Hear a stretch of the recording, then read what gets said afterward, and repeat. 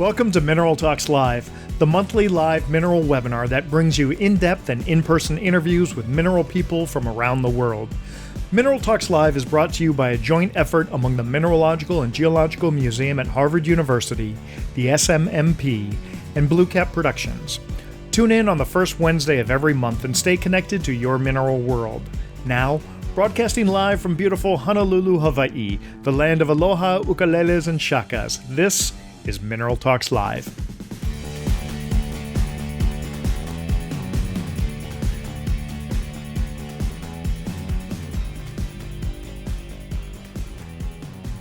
Hi, everyone. I'm Brian Swoboda, and I want to welcome you all to another fantastic episode of Mineral Talks Live. Today is Wednesday, October 4th, and this is our 79th episode of the greatest mineral talk show on the internet. For those of you tuning in for the first time, Mineral Talks Live is a monthly talk show that's filmed live on the first Wednesday of every month. I'm the host of the show, but I'm certainly not the only one making the show happen. My two outstanding and equal partners, Dr. Raquel Alonso Perez and Dr. Eloise Gayu, complete our volunteer staff that makes up the Mineral Talks Live team. Every month, we talk with some of the best curatrix, curators, collectors, dealers, miners, researchers, artists, and media people in the mineral world. And I'm proud to say that we are a majority female-owned endeavor in the mineral collecting community, which is actually pretty rare. If you happen to have missed any of our past interviews, there's a complete list of all those episodes, along with links to those interviews at the URL located at the bottom of the screen. Now, one of the things that makes this program unique is that not only is this a live show, but it's a show where you get to interact with our guests. All you have to do is participate through the chat or the Q&A features, both of which are located at the bottom of your Zoom window. The chat feature allows you to type messages to everyone watching the live show. We encourage you to post your thoughts, comments, or questions about what we're discussing in this chat area while we're talking. Hey, even go ahead and fire off a hello to everyone when you log on and let us know where you're tuning in from, because we'd love to see what kind of reach we're getting. I'm based in Honolulu, Hawaii, while Raquel is out of Cambridge, Massachusetts, and Eloise is normally streaming to you live from Paris, France. So just with us, we've covered the entire width of the United States and Europe. Unfortunately, today, Eloise isn't able to join us, so let us know where you're from. Let's make sure Europe is covered, and let's see how much further we've reached. While our guests and I generally don't see your message during our conversation, throughout the show, Raquel will be monitoring the chat area and will be very active there. Occasionally, she may even interject a question or comment to us during the interview, so don't be shy if you have a question. If your question is a little bit more general, go ahead and utilize the Q&A features, and we'll get to those questions at the end of the show. Finally, towards the end of the program, you'll see a window pop up on your screen. This is our quick fire 5 questions segment to see how well all of us know our guests. This is just a fun way to get a little more personal with our guests. So go ahead, play along, and you may even find a nice way to include yourself in a conversation the next time you see our guests at a show. Now, speaking of inclusions, we have got for you today a real treat. We've been going back and forth with this guest, trying to get him on our show, but our schedules just haven't synced up until now.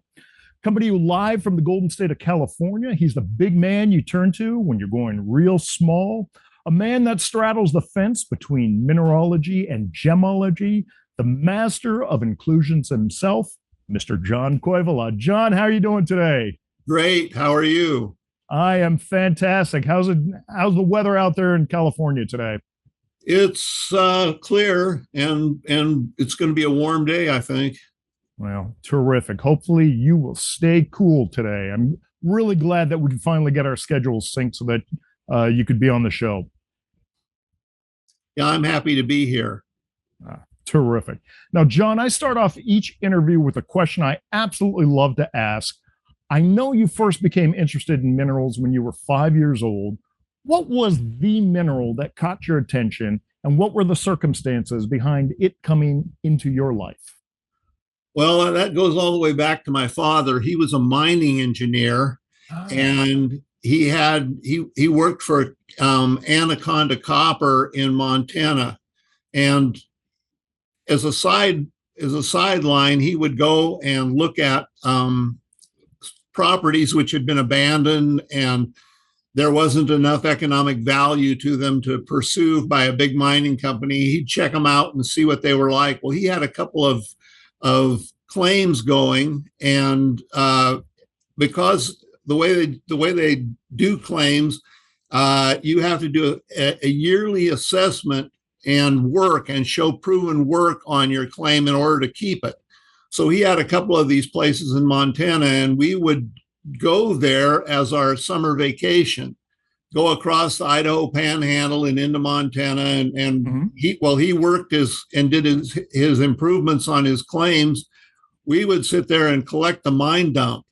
And the mine dump had secondary copper minerals in it, things like azurite, malachite, and chrysocolla.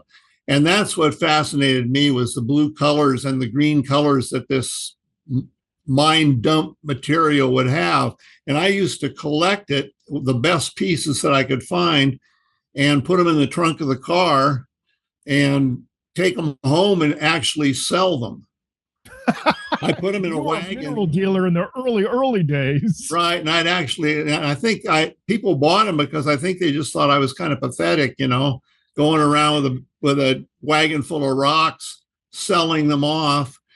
But they actually, to me, they were really pretty, and so that was the first exposure to minerals. Really, was secondary copper minerals. Fantastic. Now, did your dad ever give you minerals for your birthday? Yes, he did.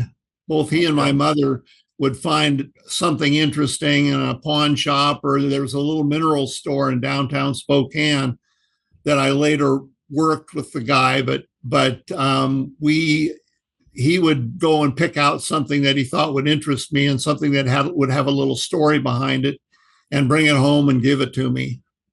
So I had a regular little collection going. Oh, that is a fantastic birthday gift. Now, correct me if I'm wrong, but today is your birthday as well. Yes. October. Well, happy birthday, John. October 4th, 1949. 1949, October 4th. I love it. I'm an October birthday boy myself. So, yeah, man. Way to go, October. Hey, John, I like to call you the master of inclusions because, well, you are.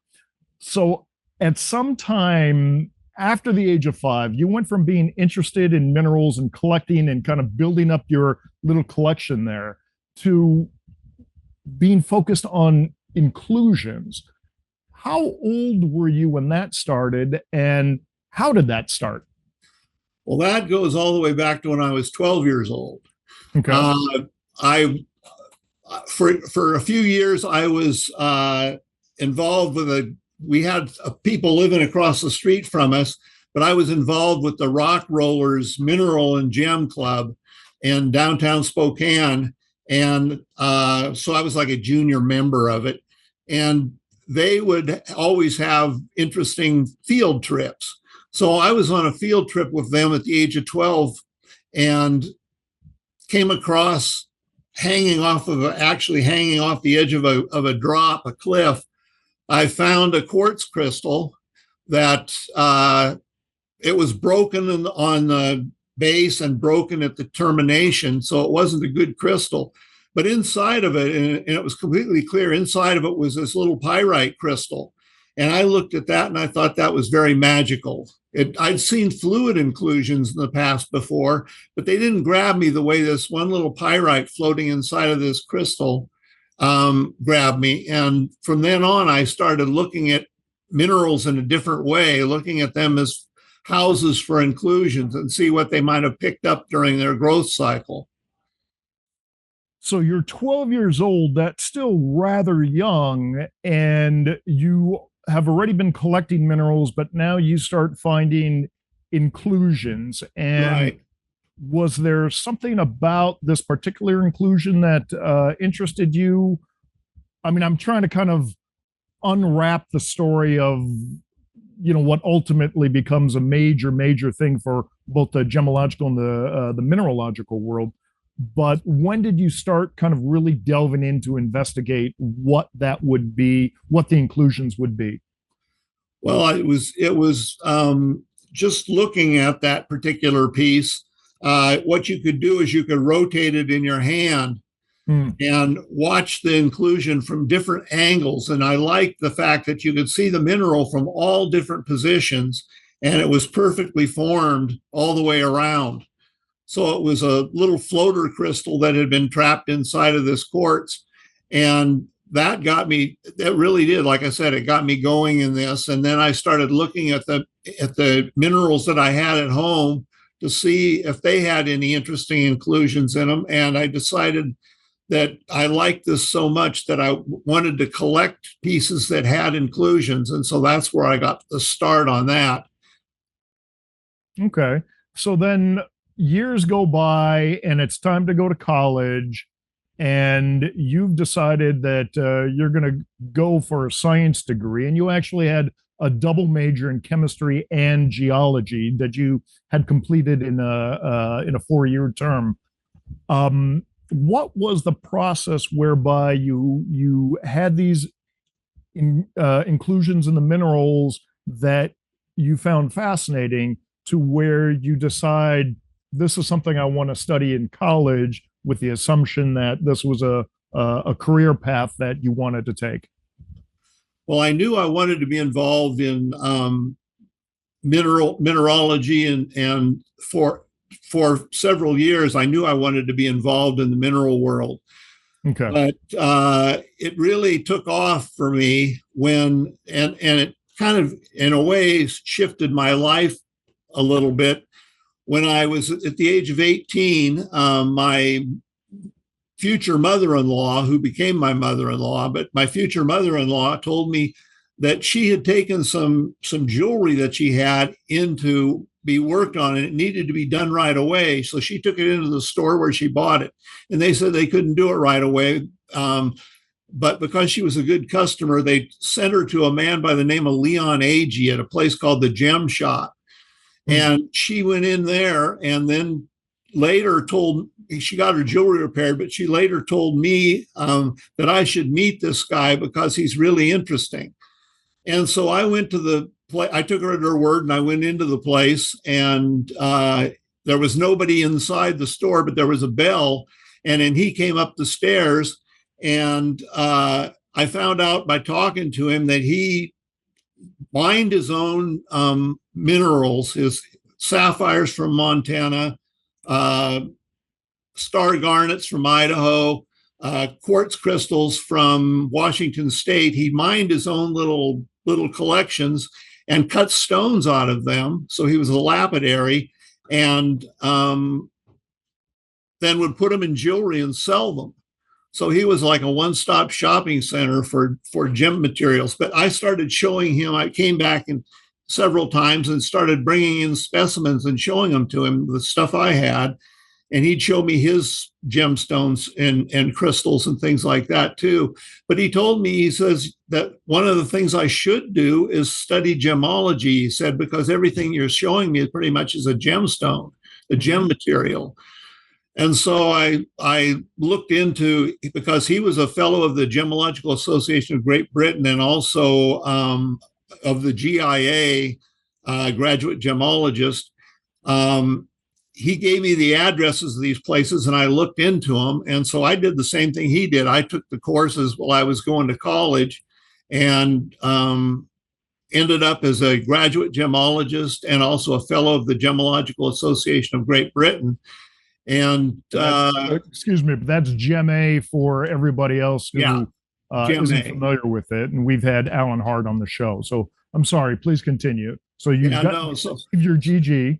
Yeah, so I got those 2 degrees.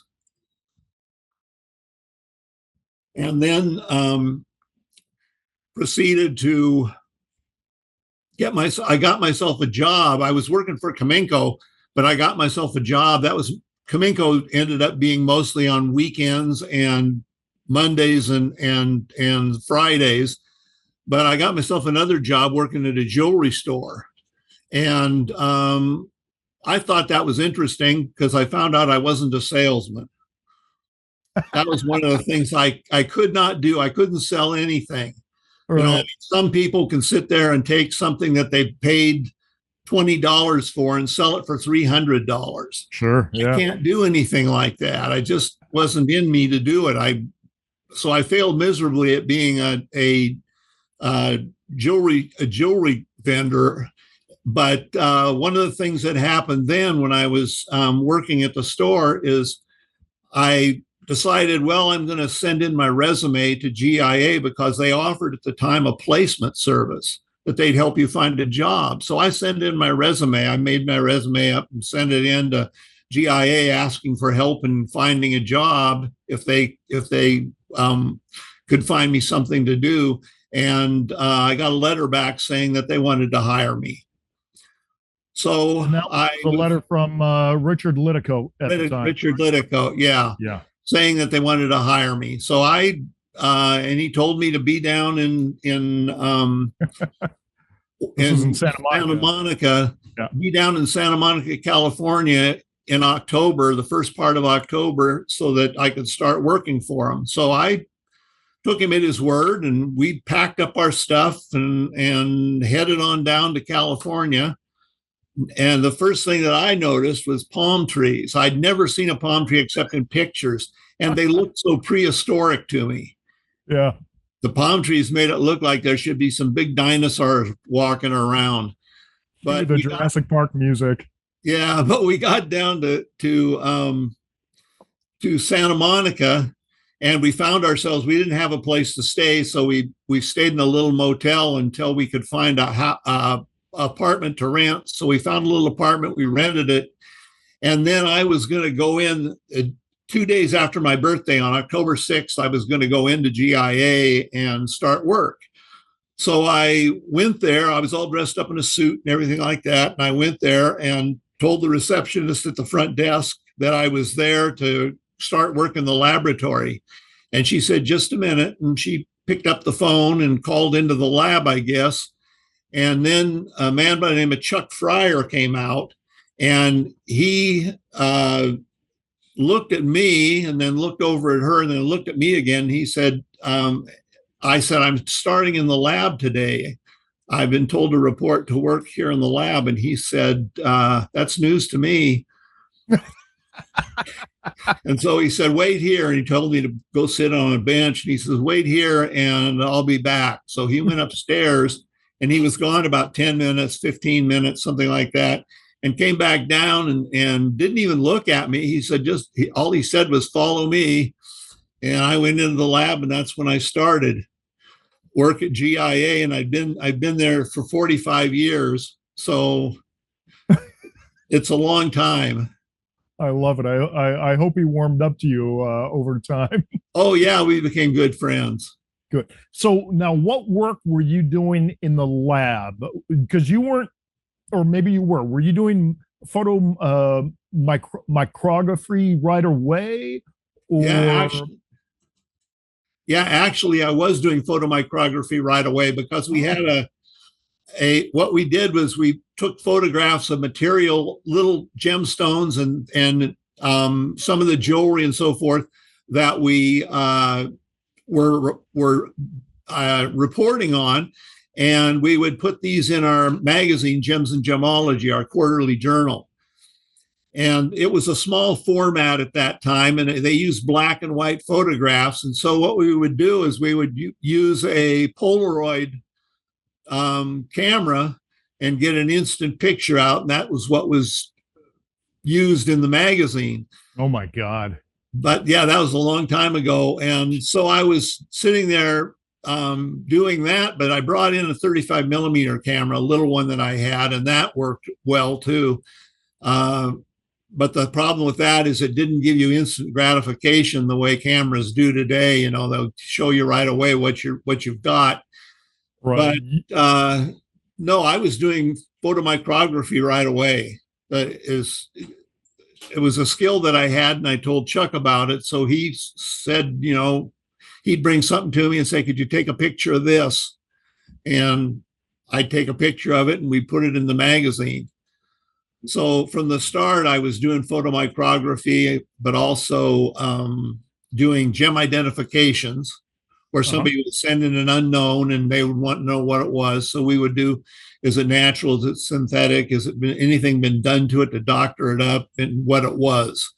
And then I also did pearl X-raying, where we put a strand of pearls into an X-ray bath, put some toner over the top of it to even out the thicknesses of the pearls, run a X-ray generator with a film in the bottom underneath the pearl strand, and we get a radiographic picture out that we could look at the interior of the pearls and decide whether they were cultured or natural. Interesting. Very cool. And then that actually brings up, I'm going to use that as a segue to share another commonality that you and I have that I don't even know if you're aware of this. I think you'll remember it once I show you. So, speaking of pearls, here is a cover of a Gems and Gemology magazine. This was from fall of 1989. And this was a beautiful photograph taken by Harold and Erica Van Pelt. And for those of you not familiar with the Van Pelts, they were the name in any kind of mineral photography at this time in the 60s, 70s, and 80s. And so, John, I want to share this with you because in this issue, there was an article on this new emerald deposit in Minas Gerais, Brazil, written by David Epstein. And in this article, here's another photo by Harold and Erica Van Pelt of some of the emeralds from the area. But what I was always loved this issue for was some of these locational photographs. And if you look, that photograph right there was taken by me. And down here, we have a photograph by Gerhard Becker, who was very famous at the time. Go to the next page, and a couple more photographs taken by me. I was down there with my father and was able to take those photographs and use that in the article. Here on the next page, there's a photograph by our friend Robert Weldon, and those are some emeralds that were provided to Robert by my father. And lo and behold, this is the last set of photos in the article taken by John Koivula. So you didn't know this, but you and I shared photo credits along with the Van Pelts and with Robert Weldon in a Gems and Gemology magazine. And that was one of my proudest moments, like right after I got out of, actually, I was still in college when that happened. Yeah.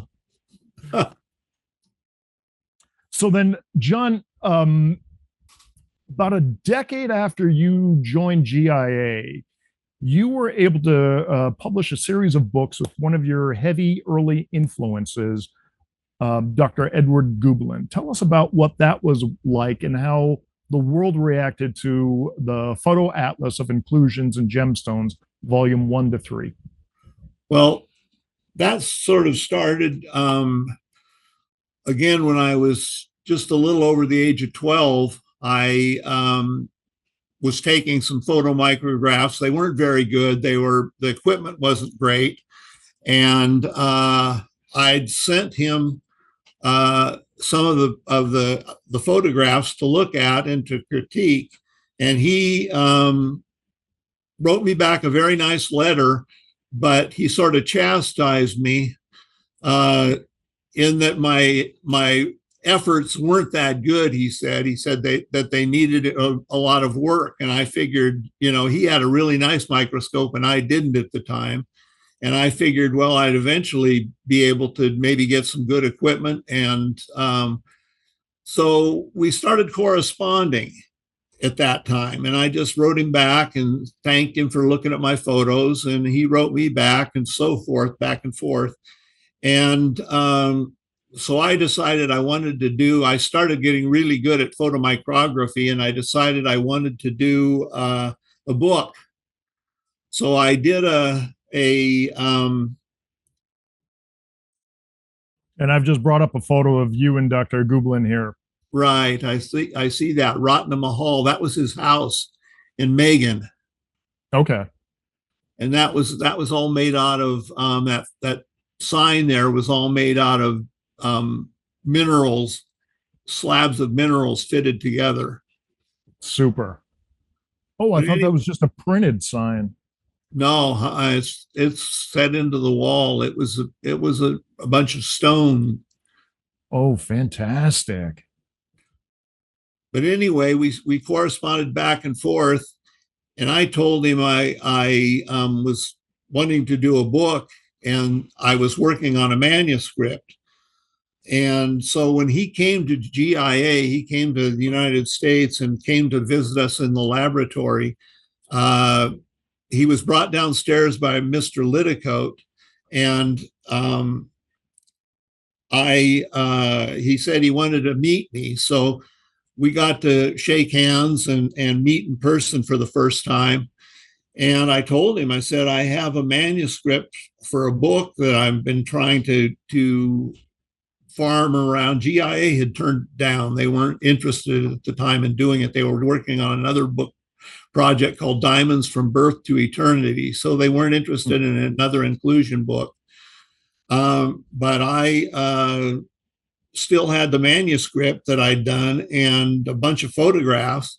And I told him, I said, I can't find a publisher anywhere that's interested in doing this. And he said, well, he said, I've been thinking about doing another book.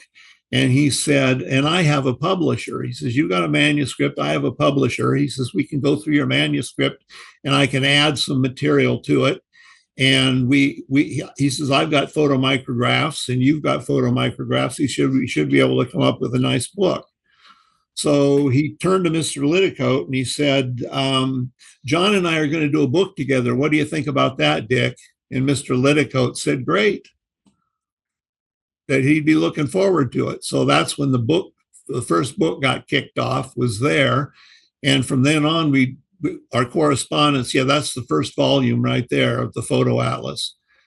And from then on, that's what we worked on. And there's the second volume. That was in 2005. And then the third volume was in 2008. And that's volume 3. And they're voluminous books with a lot of color photomicrographs in there showing the inclusions in various things. Like that one there is a sapphire or a garnet in a sapphire. That one right there is garnets and sapphire. And we had, so we worked on that first book and got it done. And he had the publisher, like he said. So we were off to the races. I mean, that is fantastic. And John, I have here a copy of a book called The Edward Joseph Gübelin Story. Yes. And I'm going to read to you a section from this book in reference to the Photo Atlas. Here on page 161, it's written, after 40 years of extensive research work, his personal photo collection comprised more than 10,000 documentary photomicrographs. In 1979, at a meeting with the famous inclusion researcher John Koivula, Edward Joseph hatched the plan to compile an encyclopedia and make the photographic material accessible to all interested amateurs. And then it goes on to say, it was published in 4 editions until 2004, and from 1991 was available in English, German, and Chinese. The first volume was complemented by a second in 2005 and a third in 2006, which dealt with topics such as new potential provinces, synthetics, and treatment methods. And then there's a quote I'd like to read to you that Gübelin said. I am most proud of the Photo Atlas, which I co-authored with John Koivula. I would call it the crown of my work of investigation of inclusions in gemstones. You're the man. Yeah. You are the man, my friend. Hey, well, have you been or have you heard about the new Gübelin Museum that they just opened in Lucerne, Switzerland? We heard about it and looked at some of the photographs that they were going to hang in there, but we haven't been there. We haven't seen it.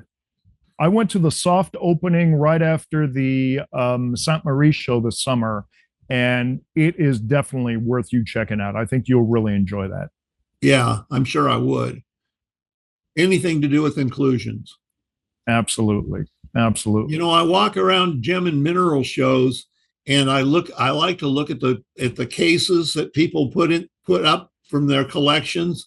But I look at the inclusions in some of these things sometime, and I wonder if the people who own the crystals, like beryl crystals, for instance, or tourmalines, if they ever are fascinated and look at the inclusions and wonder what they are. That's a good question. I think too often people are focused on the overall, and so they hold it out at hand's width, and they would notice the inclusions if there was something obviously remarkable about it, but just the fact that it exists may not be of enough interest to them. But correct me if I'm wrong, your studies have found that the inclusions actually kind of create a fingerprint in the minerals and gemstones to give you a better idea of the origins or the geological actions that created the specimen. Is that accurate?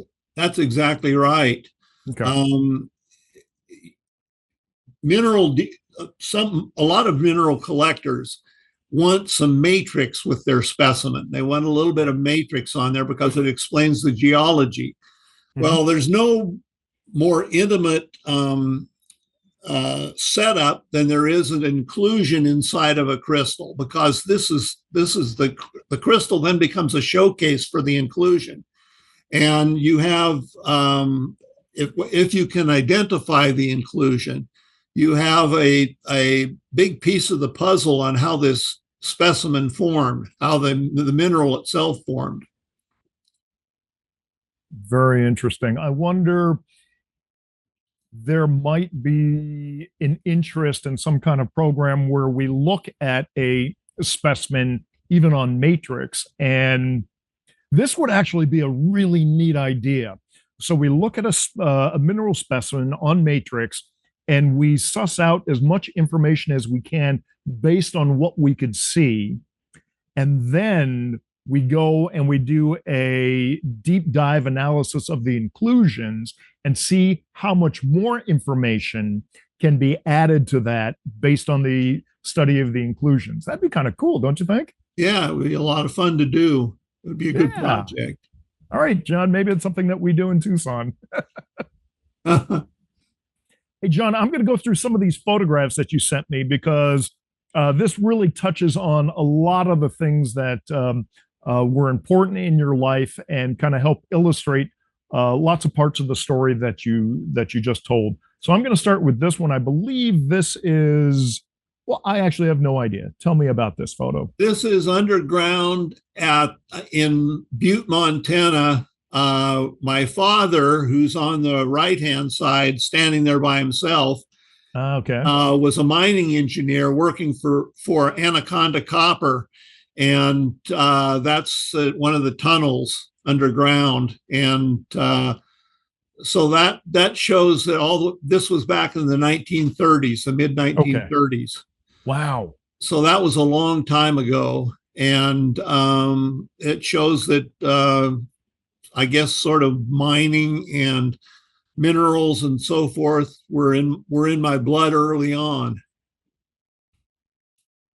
Man, it certainly was. It was almost like it was inevitable that you went down this route, although I guess most people couldn't have predicted that it would have been inclusions. Here's a photo of that's me. Guy who looks like he just got off his motorbike, hammering into the wall. That's me when I was young and I was doing field collecting. I loved to go out field collecting when I was young. Not so much anymore. It kind of my knees bother me, my lower back hurts, and all that kind of stuff. But that just shows me I actually had some hair, and I was pounding on a little pegmatite. We were actually looking for fluorite at the Felix fluorite mine. So that just shows me that I've been involved for quite a while, because I don't look like that anymore. Well, now, John, be honest with me. After you would find something looking like this, would you take that, look at the mountain, and in your best Elvis voice say, Thank you. Thank you very much. Yes, I would actually. No, I was looking for the friend that I was there with, the guy named Mike Halfstead. He was looking for the fluorites. I was looking for fluorites with galena crystals in them, and I found some. Wow. Okay. So this was well after that 12-year-old mark where you first started getting interested in inclusion. So it was Yeah. obviously a passion that has followed you or that you have followed your entire life. Yep. Now, this is you at GIA. Yeah, this was the fledgling microscope laboratory, which was also a part of my office. Now, what year would you say this was? This was probably, oh geez, that would have been probably 1986 or 87. Okay, because I was going to say that, my father was a big fan of yours. When I was doing the photography, he always said to me, Brian, you've got to come, you've got to meet John Koivula. And he actually, I don't think you remember, but he brought me to GIA one time and he introduced me to you in the lab. And this is more how I remember you from my youth. And I was honestly, I was so shy and intimidated that I probably just mumbled something like, "Oh, very nice to meet you, sir." That was it. But yeah, he was a big, big fan of yours. Yeah, well, I was a fan of your dad too. Oh, this one right here. This is the pyrite crystal that I found in the quartz from Washington State when I was 12 years old. Oh, this was the quartz with the broken base and the broken tip. Right. And actually, what happened to it, you can see in the background, there's a kind of a line, couple of lines running through. Those are facet junctions because my friend Leon took the crystal from me and said he was going to cut a stone out of it. And he cut I think it was 12 point some carat pyrite crystal included in a 12 point some carat emerald cut stone. So that's in a faceted stone there. And John, I'm going to make the assumption that you still have this because this doesn't seem like a photograph that was from a scan. It seems like it's more recent. Yeah, no, I have this in my collection, but Nathan's the one who took the picture. All right, the microscope that he has in his office. He took the picture. Super. We're going to get to Nathan in a little bit and introduce him to everybody, but let's go on here. Now, this was my friend Leon Agee, the one who got the man who cut that quartz. Yeah. Right. And he was working on an inclusion specimen here at his Ultratech faceting machine. And he would take scraps and things from me and beat up crystals and turn them into gemstones with inclusions in them. And he cut more than 1,000 pieces for me. Now, if this is where he cut the stones, I am thoroughly impressed because that is the cleanest cutting station I have ever seen in my life. Oh, he kept everything scrupulously clean. Wow. He took notes on every stone he was working on, and he kept everything just really clean. He'd clean all the laps after he used them and all that and keep them filed. He filed them in that cabinet you see there to the right. Super. Okay, so I'm assuming that these are some of the stones that he cut. No, this one actually was Jason Dubrava cut this stone right here. And this has a pyrite crystal inside of a rhodolite garnet. But I just thought that was a very pretty picture. And what's the locality of this stone? Probably. Yeah, we don't really know for sure, but probably Tanzania. Wow. Superb. And then tell us about this one.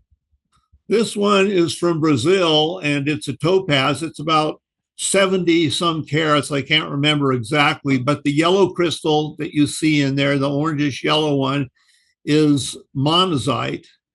And the the colorful halo around it is the decrepitation halo because the monazite had a different coefficient of volumetric expansion than the topaz did, and so Okay. that's the stress crack that was created. But it ended up making a really nice inclusion scene. This is beautiful. Who cut this one? That one was cut by somebody in Brazil. I don't know. I bought it as a cut stone, and I got it from Luciana Barbosa. Right on. Okay, here we have. Yeah, that's a study block. That's called a study block. Okay. And I believe this one was cut by Nathan. I'm not sure, but it's shows garnets. There's 3 big garnets in there.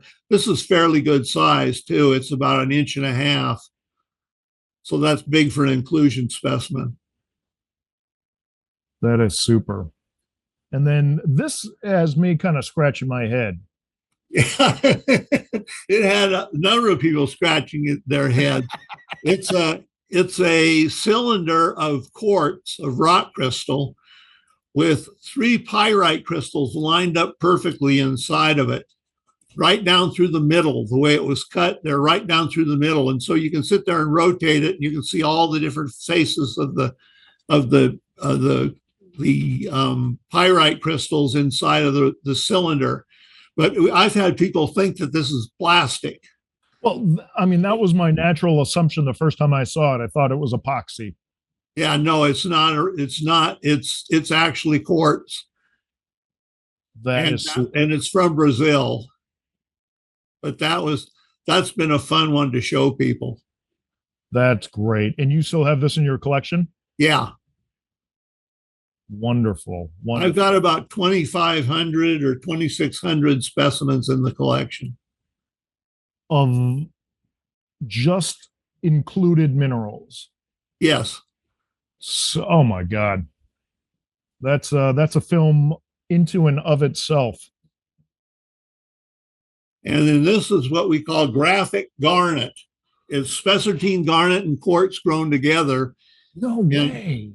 In a pegmatite, and you've heard of graphic granite right before, with the black and the colorless quartz and so forth. Well, this is rock crystal quartz and spessartine garnet forming in that graphic pattern. And that thing is about 80 carats. It's big. It's a big flat sort of piece. It's got rounded edges, but it's mainly flat. And I sometimes wonder, I ask people, which one's the inclusion? Is it the quartz or is it the spessartine? Because they're both in equal portions, it seems to me. That raises some really interesting ideas there. It's almost kind of a chicken or egg situation where you can debate it endlessly, but in the end, there's really almost no answer. Yeah. And this one here was a photograph by Robert Weldon. Yeah. And one of these days, we got to get Robert on the show. Okay. So this is you in the GIA lab. Explain to us some of the equipment that we're looking at here. This is a little bit more advanced than the microscope you had when you first met Gübelin, I'm guessing. Yeah. This is actually a workhorse instrument. It's made by Nikon. And it's a stereo zoom system. The camera's mounted on it. And this is the one that Nathan uses to get his photomicrographs. And it has stacking hardware or software built into it. So he can stack the images and get a complete focus all the way through the specimen that he's looking at. So it's a Nikon. It's basically a research grade microscope, but it works fantastically on inclusions. It's sort of a lifesaver at times. Well, John, let me ask you a couple geek out questions here. What kind of megapixels are we talking about with the camera here? 16. 16. Okay. So, compared to modern mirrorless cameras, that's quite low, but they certainly can't do what's going on here. Now, does the camera output JPEGs or RAWs or a combination? What does it do?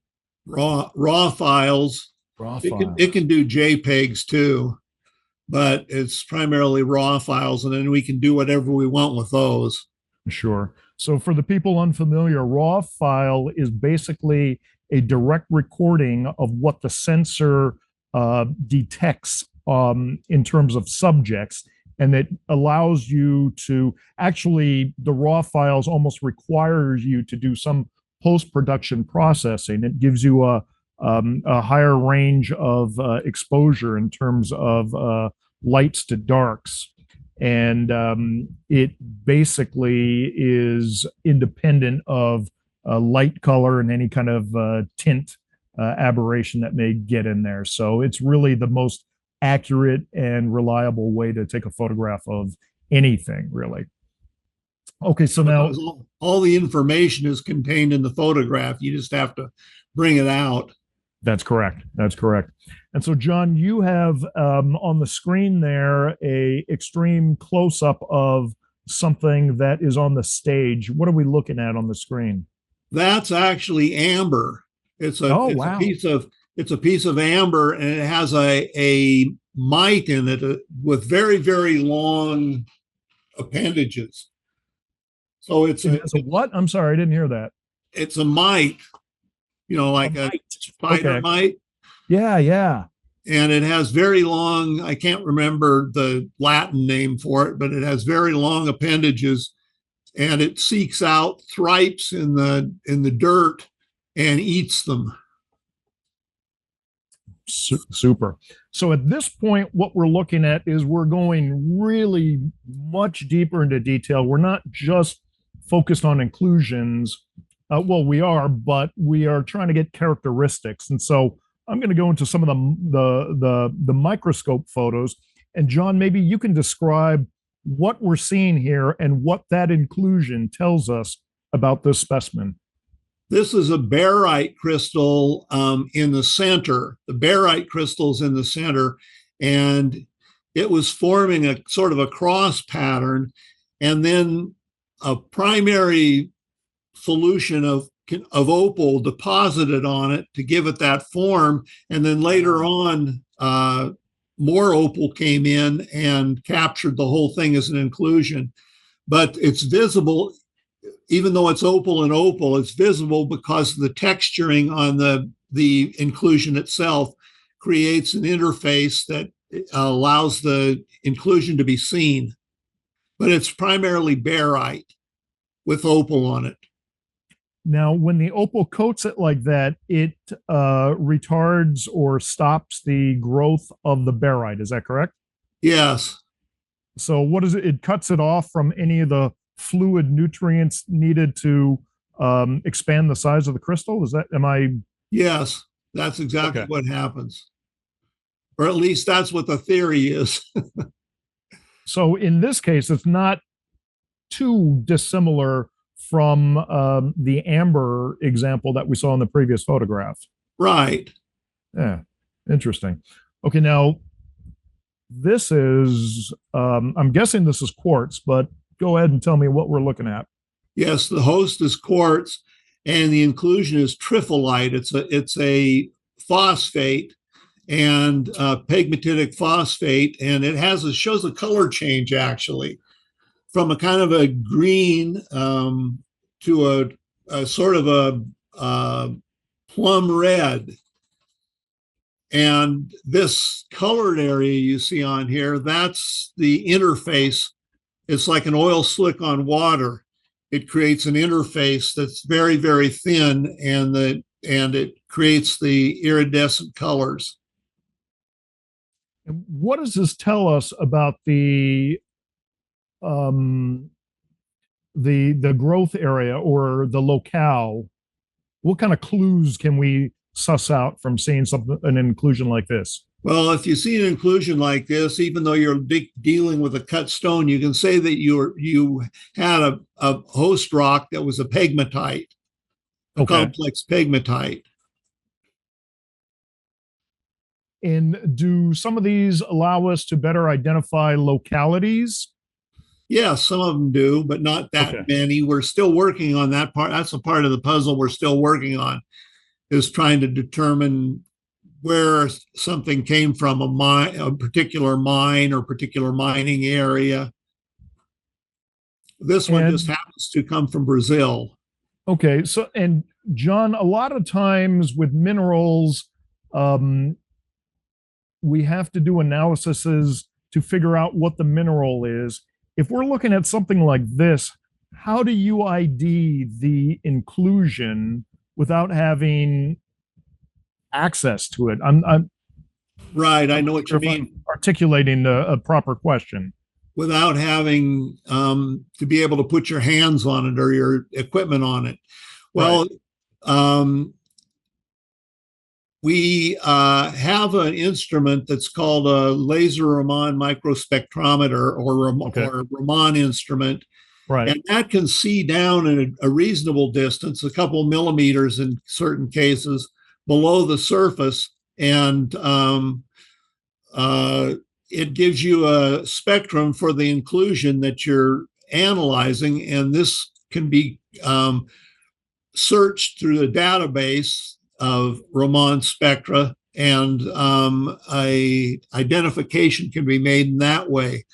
But Before do you that, have to filter out the host a mineral? once in a while you do, but not Okay. very often. Actually, it sometimes will give you a real clean spectrum, Wow. and that has saved a lot of pieces, because in the past, what you do if you were really curious about this is you would grind down to it and bring it out of the, expose it at the surface so you could analyze it. But Sure. Exactly. then you have a ruined specimen. So but with the Raman instrument, you save the specimen and the inclusion, and still get the identification information that you were after. Super. Yeah. Okay. So we're familiar with the Raman. We had Bob Downs on who helped develop the rough database that they use for ID, but I didn't know it could go through one material to identify an inclusion. So thank you for adding that piece to my knowledge base here. Sure. All right. So we've got a bubble inside of a a bird profile. Yeah, that's in a barrel crystal. Okay. That's barrel, and you're right. That's a vapor bubble, and then this is the fluid around it. And down in here, you have crushed up feldspar. Don't know what these are. I think that they might be a tantalite or something, these little whiskers. But then this is a quartz crystal sitting up here, and Okay. that's shot in polarized light. Oh, there we go. Okay. And you could run Raman on this and get the information, feldspars and quartz and stuff. But this thing was not. I was never able to do it. I don't think. I, I don't know who Now, would be able to do that little thing. here's a bit of an odd question. Are they able to sample the air inside of a bubble like this to see what gas percentage it contains to possibly identify when it might have formed in the evolution of the planet? Yeah, you can use different techniques. Most of them are destructive, but Raman can sometimes give you like carbon dioxide or something like that. Can sometimes give you a little hint at what the different phases might be. This bubble is pretty stable. It doesn't, if you warm it up, it doesn't change, it doesn't get smaller, and if you cool it down, it doesn't really get bigger. So it's probably a oxygen and nitrogen bubble, and this material around it, the fluid, is probably an aqueous solution. Interesting. John, I'm going to ask Raquel to throw up the poll, the quick fire 5 questions, and if you want to just minimize that, we'll continue our talk on inclusions. Yep. So we got to get to Nathan here. I want Nathan introduced. Yeah. We got Nathan coming up. He's just a few photos away. But Okay. first, we're going to go to this shot, which looks like a scene from the video game Asteroids. What are we looking at? This is in a morganite or morganite barrel, kind of a peachy colored barrel. And this is pyrochlore, mineral pyrochlore. It's natro, boy, it's going to, anyway, it's a pyrochlore group mineral. And this is lepidolite mica. The pink material is a lepidolite mica. And these things were grew on and were implanted on the surface of the barrel. And then the barrel continued to grow and envelop these. And these are little dislocation trails coming off that look like a tails of a comet or something. Dislocation trails. What does that mean? That it was pushed along the surface? Or... Yeah, it was pushed along and left these, and the host material continued to grow and just left these tails behind it as it went. So you can sit there and think that this one was up here at one time and then just kind of went down. And the same thing with this one. It was up and went down. And so they're growth blockages in a way. These things block the growth of the host barrel, which created dislocation trails. And dislocation trails, are they scrapes of the inclusion material, or are they just some kind of aberration of the barrel that grew around it? Yeah, they're just a product of the barrel actually that was growing around it. Interesting. And pushing it along. And so this is in a cut stone. It's actually quite an attractive piece. And it's about, I don't know, 35 or 36 carats, the host material is. But I just like the two different ones, and the colors and so forth in there, and the textures, the different textures. Because this one's an octahedron here, and this one is very micaceous looking. Yes, indeed. All right, I'm going to jump to the next photograph here. That's a hydrogen cloud. The yellow is a hydrogen cloud in diamond. Now, without polarized light, or without, not polarized light, but without UV illumination, this is white. But when you put ultraviolet light on it, it turns bright yellow and glows. And it's a hydrogen cloud inside of the diamond. It actually has a kind of a octahedral shape if you look at it from the side, but it looks like a cube in this direction. That is superb. And that's in a diamond, so the diamond is surrounding it. And that's you can wonderful. See. All right, I'm going to jump to the next photograph here. It looks like a landscape of a bunch of volcanoes. This is a what's called a landscape agate, and it's from Brazil. And this one won actually the Nikon Small World competition one year. It was the grand prize winner. And they were really surprised because they offered a big cash reward. And I told them I wanted a microscope. I didn't want the cash reward. So they actually gave me the microscope that I wanted and all the equipment with it. Oh, that's fantastic. Because so this was back in 1984. They were so surprised that somebody would want the equipment as opposed to the money. I would imagine they were thrilled. Yeah. So anyway, I got a nice microscope out of the deal, and it worked out really well. But this is all goethite and hematite causing this scene here. Okay. John, I'm going to pull up, I think, your wife's favorite inclusion here. Yeah, that's my wife's pendant, her necklace. And this was actually done by Baron Moonsteiner, did this piece. Yeah, out of Idar Oberstein. Right. He did this piece. He made the frame and mounted it and so forth. And she wears this every place. This thing, it's very sturdy, and it is a conversation piece. But what happened is there was a pocket, and ilmenite and hematite started growing. First the hematite was growing, and then ilmenite, then titanium oxide came in. You had iron titanium oxide, which is ilmenite, and then the iron ran out, and all you were left with was titanium oxide, which is the rutile. So you had iron oxide, iron titanium oxide, and then titanium oxide. And that's what it was, the sequence of growth steps that produced this. And then at the very last, quartz came in and surrounded it, because otherwise this would fall apart. It was so fibrous. Fred, yeah, exactly. It's absolutely beautiful. I can imagine her wearing it, and the fact that it's a Munsteiner piece just speaks volumes about it.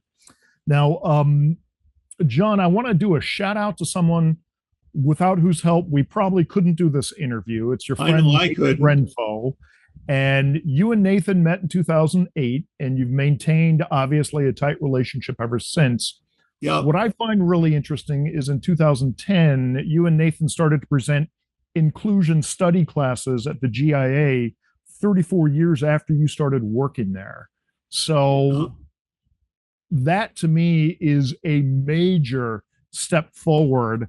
I want you to tell us a little bit about Nathan and how you guys work together, and let us know Nathan a little bit better.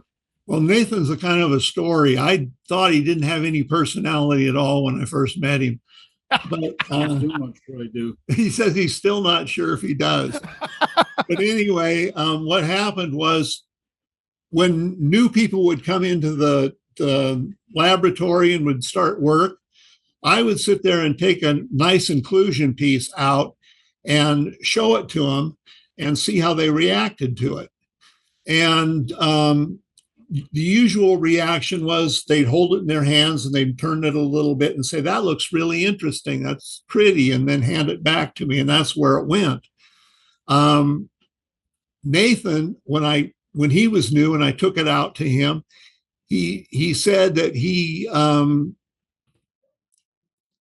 wanted to look at it. He said he had a lot of work to do, but he asked me if I could leave it with him because he really wanted to study it.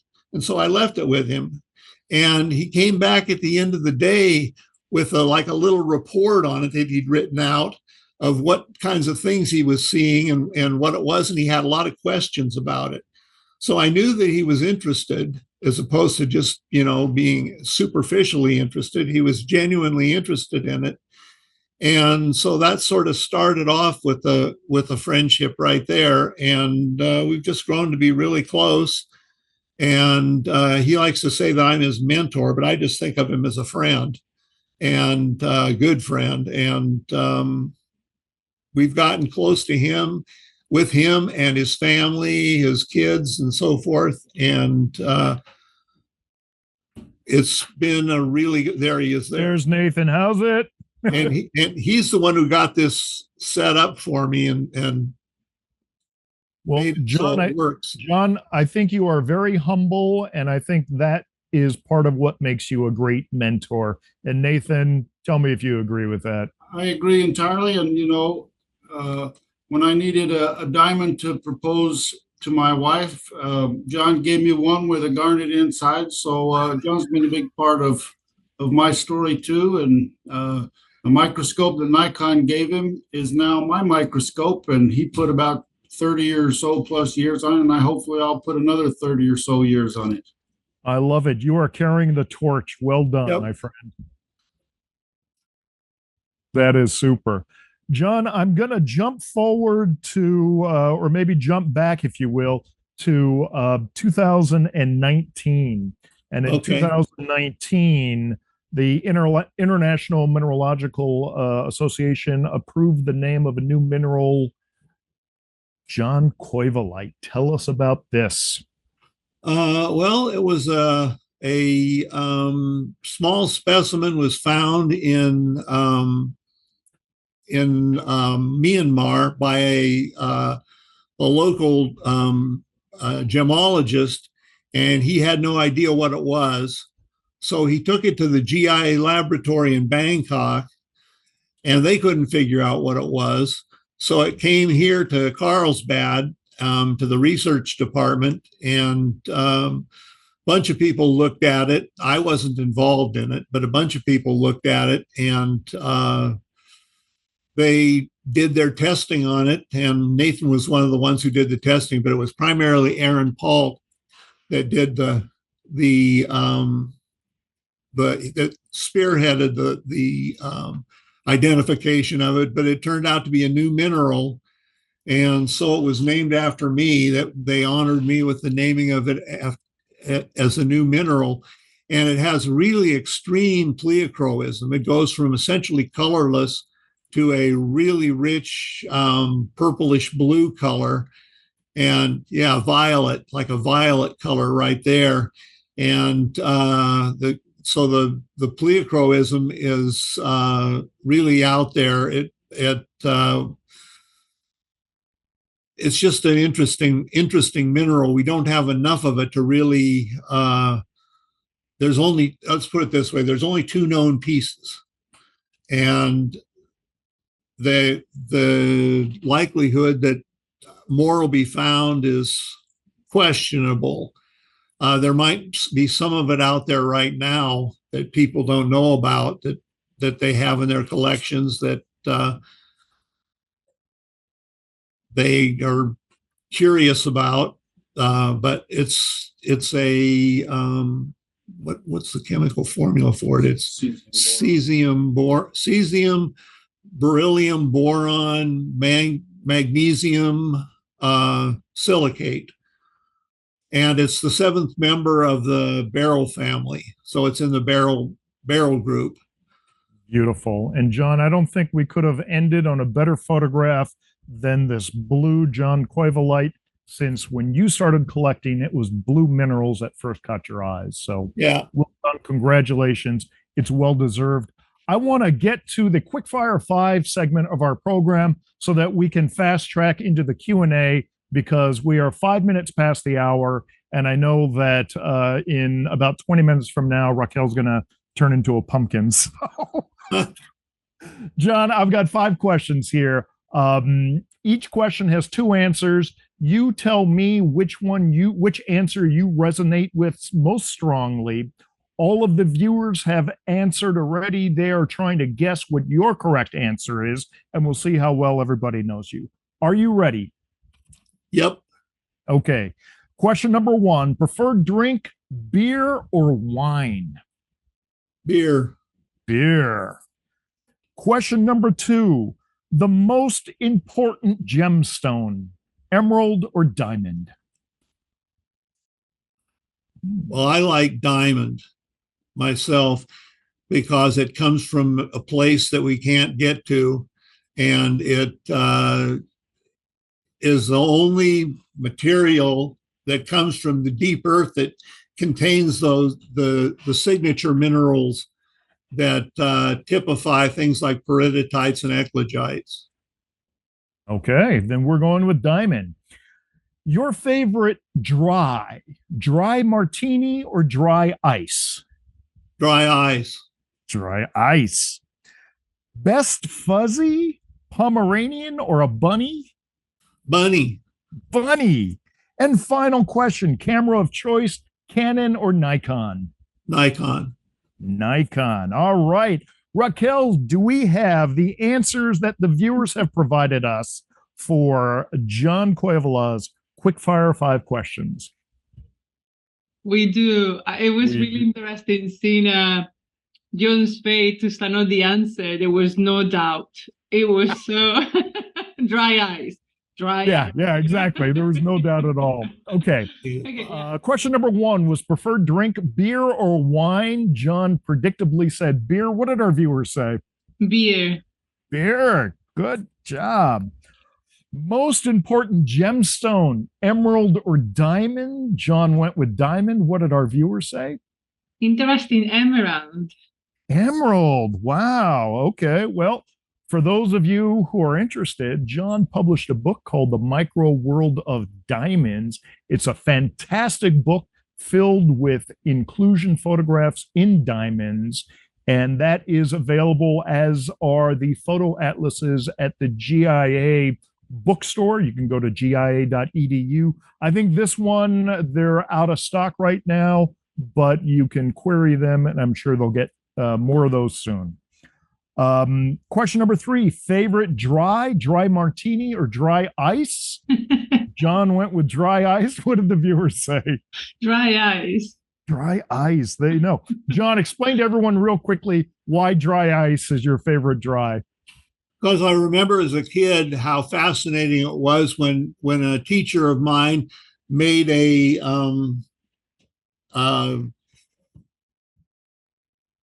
what the heck did they call them? I can't remember what they call them now. It's where you put the dry ice in and you put a cloth over it, and then you put alcohol on it, and you put a radioactive specimen in the middle of it, and it shows the alpha particles coming off. Uh-huh. Cloud chamber. Holy cow. We went to totally different schools, because I just had like a volcano-shaped dry ice water, and the the gas would come out. But you I remember how fascinating that was, seeing the alpha particles. I love that. I love that. Okay. Best fuzzy. The choice was Pomeranian or bunny. Without hesitation, you went for bunny. What did our viewers say, Raquel? Pomeranian. Pomeranian. John, tell us about your bunny here and what you're doing. Oh, that was a little bunny by the name of Max, and he was a Easter reject. Somebody got him for their kid as a little tiny. Actually, there was 2 of them, Max and Clyde, but somebody got him for Easter. And when they found out that it pooped and needed food and all the rest of this kind of stuff, they didn't want it anymore. So they put it out on the street. Oh. And we rescued it at the shelter. And Christy and I took Max and Clyde home with us and took them to a place called Bunny Fest, which is an annual celebration. And we got them adopted. So they had new forever homes by bunny savvy people. So that was what that was about. That was Max. Long live Max. Yep. All right. Our final question was camera of choice, Canon or Nikon. John immediately went to Nikon. Raquel, what did our viewers say? We have a very good audience, so they were good listeners. Nikon. Nikon. So that's 3 out of 5.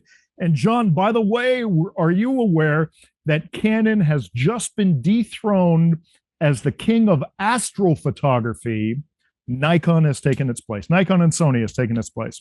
I didn't know that. Yeah, that is recent news.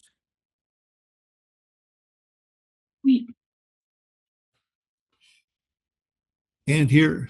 Shoot, Brian, sorry, I think I mute you by mistake. I promise it was by mistake. Oh, Raquel, I don't think it was by mistake. I promise. I was just playing with the screen. I needed to say that. Raquel, let's go to the Q&A. What do our readers want to know from John? Where to start? There are so many questions. Let me see if I can put them together by, I guess. I can't answer them, Nathan can. Yeah, so by Barbara, what's the most unique inclusion you ever saw? Most unique inclusion I ever saw. Yeah, Marylanite. Nathan said Marylanite would be up there, and that was a weird looking inclusion. But I think the most unique inclusion I've ever seen is a aquamarine crystal that I have that's probably about 3 inches long, and it has a big cavity in it with a big bubble that floats back and forth in the cavity. But also in the cavity with the bubble, there are hundreds of little pyrite cubes in the barrel, and as you tilt it back and forth, the pyrite sort of dribbles around in there and tumbles about. And I think that's the most craziest inclusion I ever saw. Wow. So the pyrites will also move? Yes, Wow. they tumble That's like very little dice. unusual. We have seen the bubbles. So there is another question along those lines. Is do some of the inclusions just drop into the outer mineral when it is in a liquid state? They drop onto growing faces. They'll drop onto the surface of the host material, the future host material, and they stick there, get trapped, and then get covered up. Very good. Another question from Barbara. What are your thoughts about helical growth inclusions in aquamarine? Oh, the corkscrews. Actually, I was lucky. I've been really lucky on that because John White was getting rid of his collections. And he offered me his spiral collection. He had quite a few really interesting spirals and spodumene and topaz and beryl. And but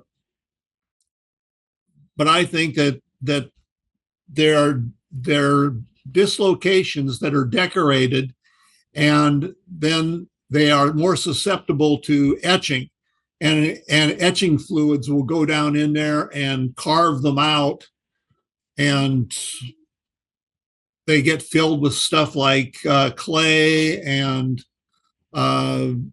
feldspar and just different chunks of things, very fine material. So the filling of them is epigenetic, but the formation is a growth phenomenon. That's very cool. Moving into testing, have you used Confoca Raman to identify the inclusions? No. Just use the Raman without going really... Right. Okay.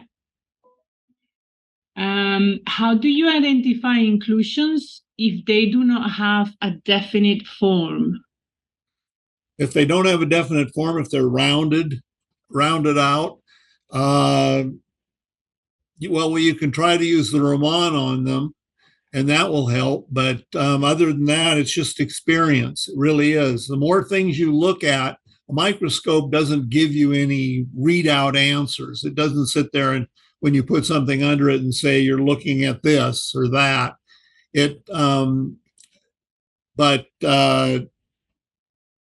With the more experience you have, the more things you've looked at, the better your ability to do site identifications is. And you can generally narrow something down. Is it transparent? Is it opaque? Is it translucent? Is it green? Is it yellow? Is it blue? Is it colorless? You answer all of these questions, and some minerals will start dropping out, and other ones will still be in the possibility, and you come up with a possibility or two, and then you try to analyze it if you have to. But I generally now, at this point in my life, I try to avoid destructive testing. Once in a while, I'll still do it. I'll still break something out, but usually I don't. Makes sense. Oops, Brian, I think that's my alarm. Was that your alarm? Yeah. Oh, hey. A couple of minutes earlier. All right. Yeah. So for those who hear the screeching going on, that's the nationwide emergency test that FEMA and the FCC are doing throughout America. So a bunch of American phones just went. Wah! So yeah, well, ours it's over now. Here too. That should be it. Did you hear that, John? Yeah. Okay. Nathan's phone went off. Yeah.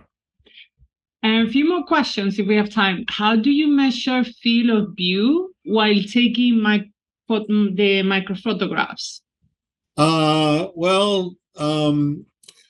We have built into the microscope, there's a software program that allows us to measure. We set a spot on one part and then set a spot on the other part, and it tells us based on the magnification and so forth, it tells us how big the the entire field of view is and how big we can measure an inclusion, for instance, and see how large that is. So it's a software thing that we use. Very good. Vivian is interesting about the hydrogen inclusion you showed us before. How does the hydrogen cloud in the diamond assume the shape of the octahedral crystal? Does it fill an octahedral void in the host diamond? It's not a void, it's a phantom. It's just like a phantom crystal, and it reacts very strongly. You can actually see it holding it in your hand. You can see this little yellow spot in the diamond. That's impressive. Let me go. What is the best affordable microscope in your opinion? Boy, you want to get the best optics you can afford. You can sometimes get really good optics off of the internet as a used microscope.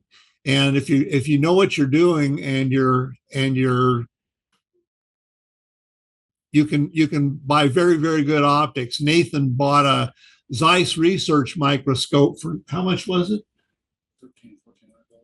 $1,300. Wow. And it was, when it was new, it was $70,000, about $76,000. And he got it for $1,300, completely rebuilt the thing, repainted it, did everything on it, and it works just like a new microscope.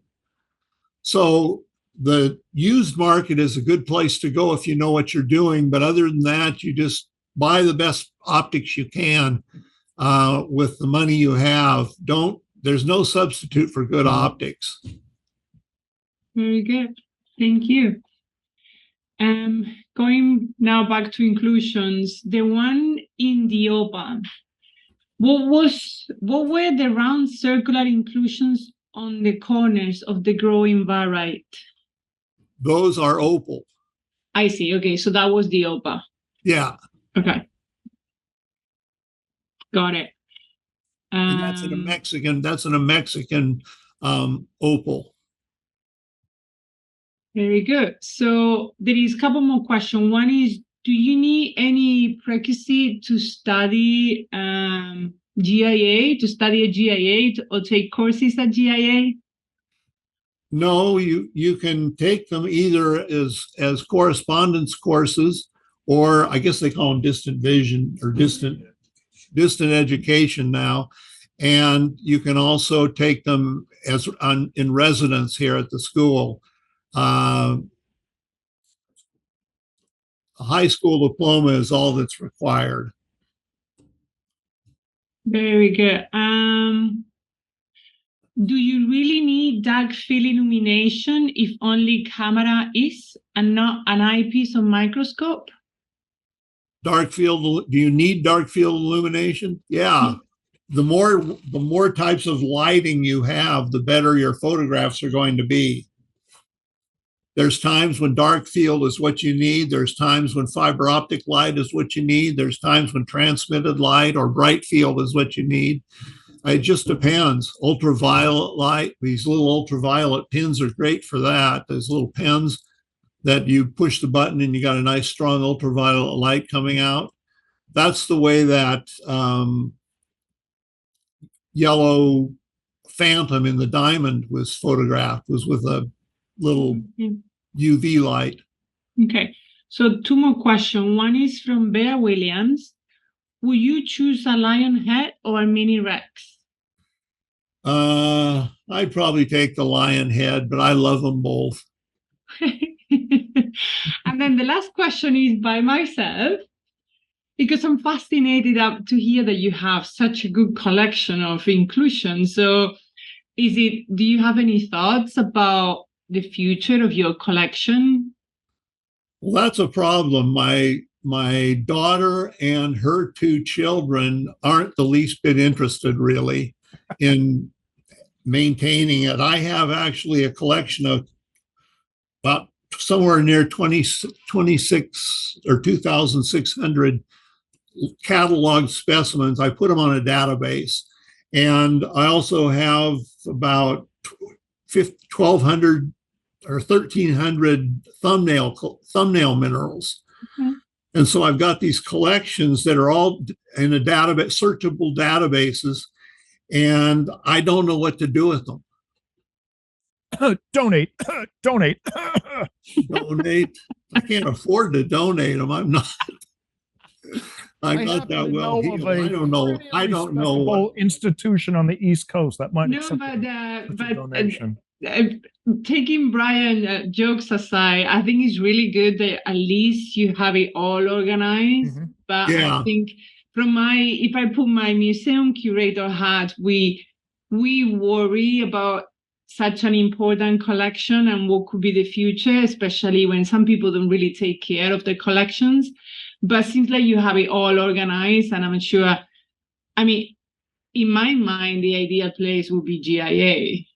If that's something that, Nathan would be thrilled to have your collection in perpetuity in there. So it's something that would be GIA could purchase. So I don't know. And I love the other part of is the legacy, is keeping the collection together. So if you can start thinking about who would be interesting, and of course you have to make some money. I'm giving you the whole talking here, but making money, of course, that would be idea. So I'd like to see it continue to be added to. In other words, wherever it goes, people would sit there and put new inclusions into it, so it becomes even bigger repository of information. Amazing. Oh, well, thank you so much. That's all from us, from me. Well, John, okay, thank you. That is an incredible collection that you must have. I dare say it is one of the most unique collections in the world. So I think it would behoove the entire community for somehow that collection to stay together and end up in a museum somewhere where, as you said, it would be added to. John, we got to go because I know Raquel's on her way out. So thank you again so much for coming on the show, for taking time out of your busy schedule. Nathan, thank you for helping out. And for all of you viewers out there, thank you for tuning in. Tune in again next month, and we're going to have another exciting episode of Mineral Talks Live. Aloha. Thanks, Brian. Thank you, Raquel. Thank you so much. Thank you, Nathan. On the corner, show up, say bye. There you go.